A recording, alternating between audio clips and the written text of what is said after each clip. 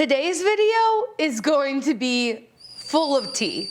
A lot of hot takes, a lot of unpopular opinions, and also a lot of divisions on certain topics at hand. I'm very excited for this video. I feel like I have a little bit of a reputation for being the person who's willing to be shady, so that's what we're going to be doing today. I asked you over on Instagram for your hot takes and or unpopular opinions. I'm gonna be reading those, reacting to them, giving my thoughts. I think this is gonna be a lot of fun, and I'm really looking forward to your opinions on all of these hot takes because, like I said, a lot of them are very divided.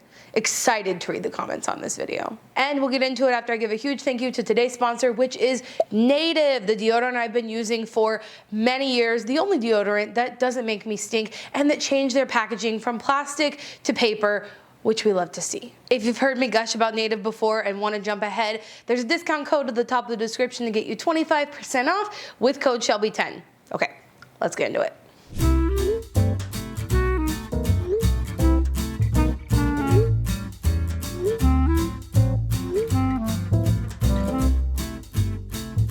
Like I said, there are a lot of opposing opinions about kind of the same ideas, and one of the most highly responded things is about veganism, plant-based diet, eating meat, beef specifically. I'll leave those all around the screen for you to see here. And I'll speak on these, but first, let me also answer this one, which is really intriguing to me. It says, lab-grown meat would be just as good as being vegan for the planet.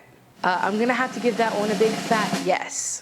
I've seen some credible responses to lab-grown meat and the ethics surrounding it as it becomes a more viable option on the market. But I think overall, when we're talking about animal lives, the impact that animal agriculture has on the environment, and all those sort of things, people who need it to live because of the different nutrient deficiencies they have, or the different allergens and all that sort of stuff, I think it's an awesome solution to all of those things. So if you ask me just in general if I am for or against lab-grown meat, 100% for it. I think it answers all the problems that meat currently poses.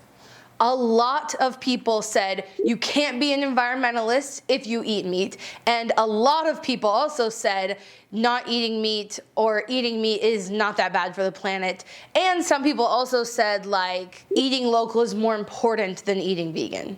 There's honestly so much to dive into here, but I think you don't have to be vegan to be an environmentalist. I definitely think you have to drastically reduce your meat intake from the typical American diet. And specifically when it comes to beef, this is the area where we can reduce our individual footprints the most. Yeah, I don't think beef is sustainable. And there is so much propaganda and information out there to say that it is because of the important role in our ecosystems that cows can play.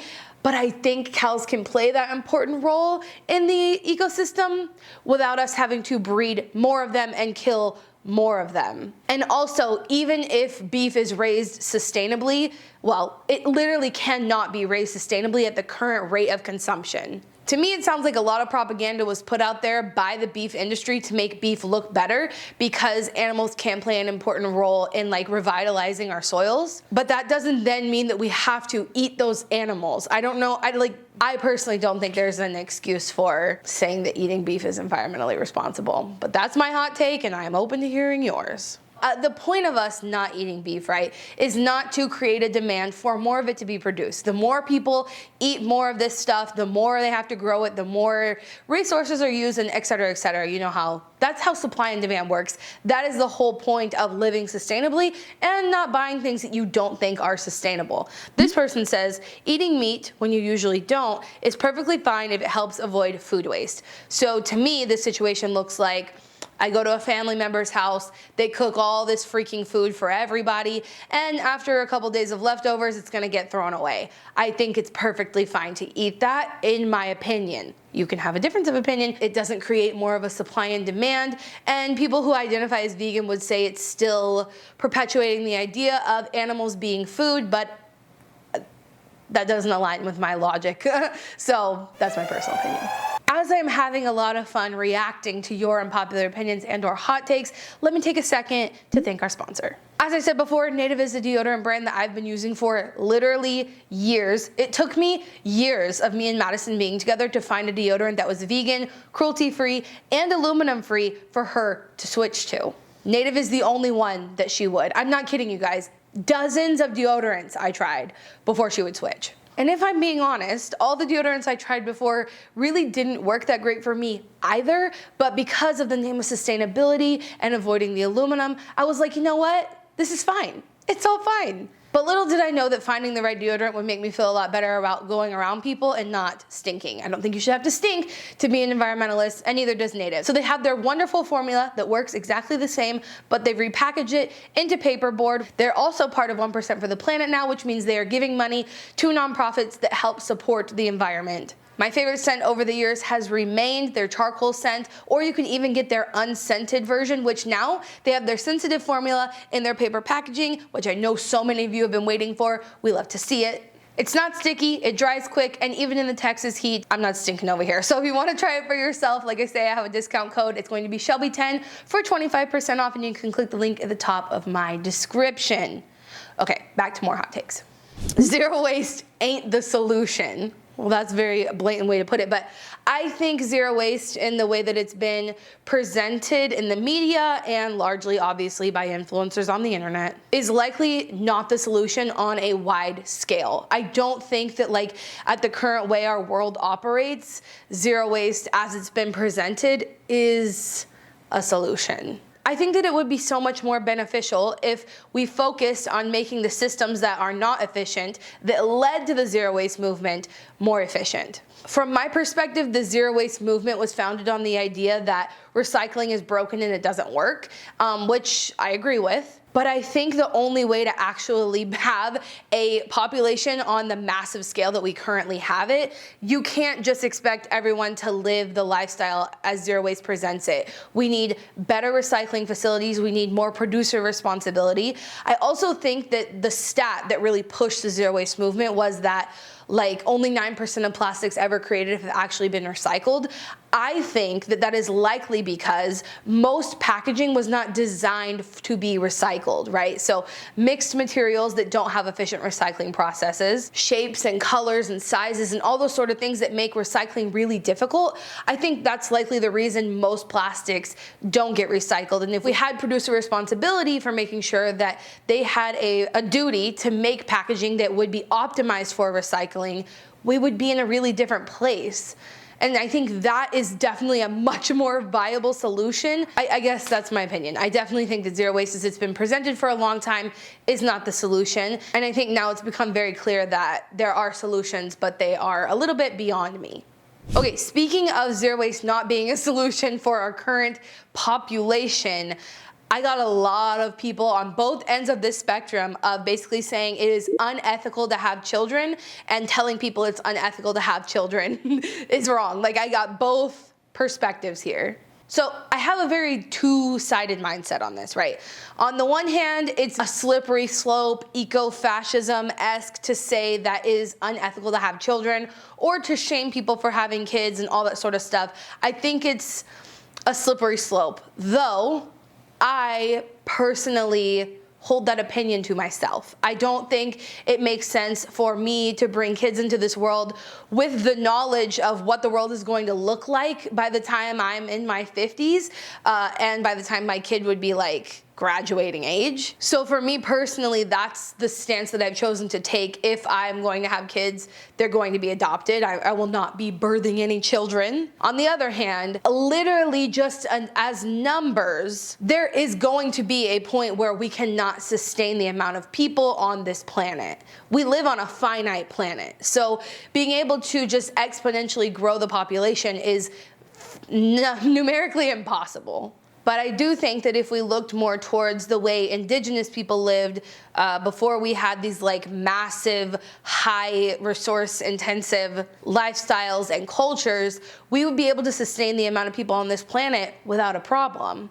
Modern culture has figured out ways to make growing food efficient, but it doesn't mean that we'll be able to do it long term, right? We're able to grow a lot of food quickly, but over the long term, right now what we're seeing is pollution ending up in our oceans from the way we're growing food, our soils being depleted, and all that sort of stuff. So like literally the UN published a report that says within the next 60 years, we will not be able to meet our food demands because of the way we are managing our soils. So just based on the data, yeah, the amount of people that we currently have on the planet is not sustainable long term. Take that for what you will. Excited and also a little nervous to hear your feedback, but that's my opinion. As I was scrolling through your responses, this one caused me to stop scrolling, and I just needed to put it here for you. This person says, ugh. I also hate the way they worded this word, so I'm gonna say it the way I'm comfortable saying it because, ugh. Killing roaches with a bare hand so I don't waste a napkin. That's disgusting. I personally have like a little drawer where we stash napkins for like if we get takeout or anything like that, which over the last year has been quite a bit more than before. So we have plenty of napkins that I am happy to use in situations like that. Like there are only a handful of reasons I ever use a single-use paper napkin. Cleaning up cat vomit is one of them. And this would probably be another. I mean, I don't ever have roaches in my home, thank God, because I would not want to do that. Also, I probably wouldn't kill it anyway. We would trap it. We usually trap animals or insects and put them back outside. But let me know what you think. So this one comes from one of my best friends, Emmy, Sustainably Vegan here on YouTube. She says, zero waste toothpaste is gross and doesn't work properly. So I remember when Emmy came to visit me the first time, like years and years ago, we had an old toothpaste tube because I had bought like this giant pack of Costco toothpaste when we were in college, and I still had it. I think even until we moved here, I had so much of it. Back then, I was personally using David's toothpaste. I thought it was okay. I'm personally willing to sacrifice a lot in the name of sustainability, whereas most people aren't, and that's completely understandable. So Madison was still using that toothpaste, and so when Amy came over, she was like, oh, I can't tell you how grateful I am to see that you use a normal toothpaste because I fucking hate sustainably packaged toothpaste. And so it doesn't surprise me that she has this hot take or opinion. And I love that we get to air it out through my video so she doesn't have to come out and be like, toothpaste sucks. Personally, yeah, I didn't like literally any toothpaste I tried. I didn't enjoy it either because of the taste or the texture or the lack of fluoride. Those are three things that have always bothered me about basically every more sustainable toothpaste I have found. I just kind of push past. I'm pretty good about that. That might be a personality flaw. I personally feel the same way until Hey Humans came out with their toothpaste that has fluoride in it. It's packaged in aluminum, which is completely recyclable. It has fluoride. They have sustainably sourced ingredients. It's honestly a great solution for me personally. It's not perfect by any means because I think they should be using recycled aluminum in their packaging. Something else I'm getting more and more frustrated with about brands. That's not available to people in the UK. It's here only at Target. So I understand that Emmy can't just like try that one. And even if she did, she might not like it. And I feel like when it comes to brushing your teeth, it's really important to have a toothpaste that you like. Otherwise, you might like shy away from brushing your teeth and then like, we don't want that. We don't want your teeth falling out. I think I agree with this hot take. It took me years to find one that I didn't literally like dislike. So I agree. Ooh. And then to follow up, this is a really good one. Aluminum, new, isn't any better than plastic. Recycled plastic is better, IMO. Catherine and I actually, from Going Zero Waste, we were talking about this a lot when I was in the Bay Area, and we actually even like put it in videos and put it in Instagram. There are so many things to consider when we talk about aluminum and plastic in where they're sourced and the materials they need and like how much waste there is in that manufacturing process. Personally, for me, I think it's more important to look at the environmental impacts of the upchain things than just the waste that comes after. This would be focusing mostly on like the waste aspect, right? And so if we talk about just recycling, I think the number is something insane, like 75% of aluminum has been recycled, and it is an infinitely recyclable material. So if we're recycling it, yeah, that's really great, right? But I think the caveat here, she says, new. You see a lot of brands packaging things in aluminum now, but not using recycled aluminum in said packaging. What's not clicking? What's not clicking? I don't know if I think aluminum isn't any better than plastic. It depends on what aspect of the life cycle that you're talking about. But I do think that recycled plastic is an amazing option and leads to a more circular system, which is what we want. And the reason that plastic, well, there are several reasons why plastic is not the greatest thing when it comes to recycling, but one of the reasons is definitely that the market for recycled plastic was currently, like maybe like 2 years ago, not viable. Like it was more affordable to create new plastic than to buy recycled plastic. And as we create a demand for more recycled plastic, that only helps the whole process along the way. So yeah, I think at the end of the day, recycled plastic or aluminum are really, really superior, wonderful, idealistic options for packaging.